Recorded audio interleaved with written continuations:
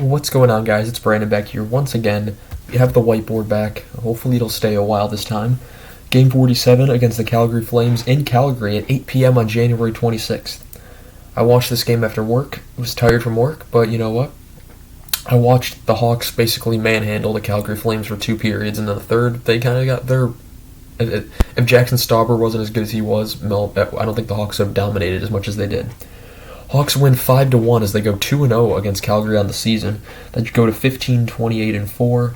Shots were 35-29 Calgary. Hits were 17-12 Chicago. Faceoffs were 32-25 Chicago. The power play, Chicago goes 0 for 1. Calgary goes 0 for 3. Stauber saves 34 out of 35 as he wins his second game and 2 for 2 as a Blackhawks goaltender. Markstrom saves 24 out of 28. Tace was taking the night off, so excuse me. So yeah, Taze was just taking a night off. Nothing injury related, I don't think. I haven't heard anything. Calgary was in their Blasty alternate jerseys, the black ones, not the reverse retros, but the ones with the horse, the flaming horse on the front. Love those jerseys. Toffoli was in his 700th game. Kane talked about how special Bedard was in an interview from prior to the game, so listen to that a little bit. Kachuk was in and Taze was out. Kachuk having his first game since January 3rd would make an impact. We go to the first period where Blackwell's denied early. Hawks have the early jump. A lot of whistles early, slow, a lot of mistakes on both sides. Then at 11:55, it's a Chicago penalty to Dickinson for hooking, which would be killed. Michael Stone runs over Stauber, and there's no penalty. Dickinson and Anderson send Stauber flying. Lots of words were exchanged between both of them. You can hear it cleanly on the TV. Then Reese Johnson has a chance that's stopped, but at 2:13, and near the end of the period, it's a Chicago goal. It's a flex off a Calgary player as they try to block the shot. It's Taylor Radish with his 13th of the year from Domi and Kurashev to make it 1-0. And the Hawks had rejumbled their lines without Taze in the lineup. Domi got moved to the line with Kurashev and Radish. Dickinson got moved up with Kane and Athanasiou. So a bit of a line jumbling there. But yeah, so Hawks are up 1-0 early. Coleman chance is cleared. Then with 27.7 seconds to go, Calgary gets their only goal of the game, and it's Jonathan Huberdeau with some fantastic moves. Picks up his 10th of the year at 27.7 seconds from Kadri and Uyghur. So you had all Calgary's offseason acquisitions all in one play there. Huberdeau, Kadri, and Uyghur makes it 1-1.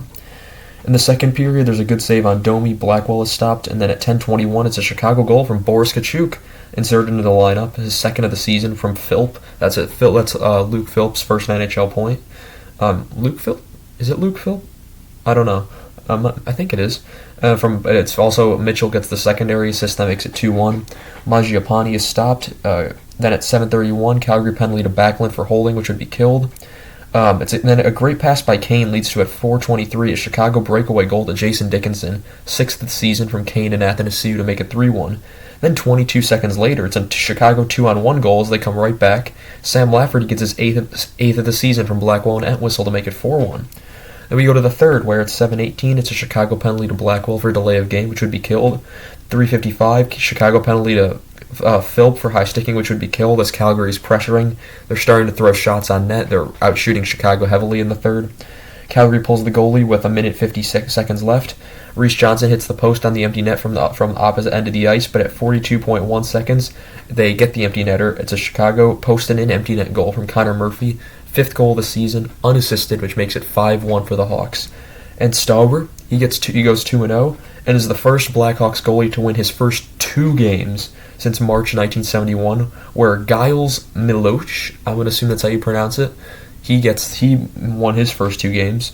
No, of course you have guys in there like, you have so many just Blackhawks goalies in there that you can't believe it hasn't happened in 50 years. It's been 52 years since that's happened. But yeah, that's really all I have for you guys today. The last game before the All-Star break will be at 9 o'clock in Edmonton tomorrow. We'll see Connor McDavid and Leon Draisaitl take on the Hawks. And changes in the standings.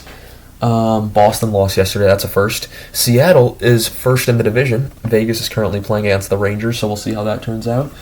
Edmonton and Colorado still there.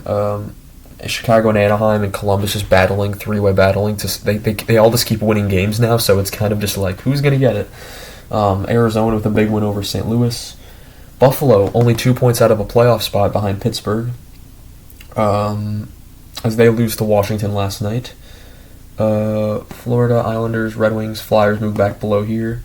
But yeah, that's really all I have for you guys today. So I want to thank you guys so much for watching, and I shall see you guys in the next one. Goodbye.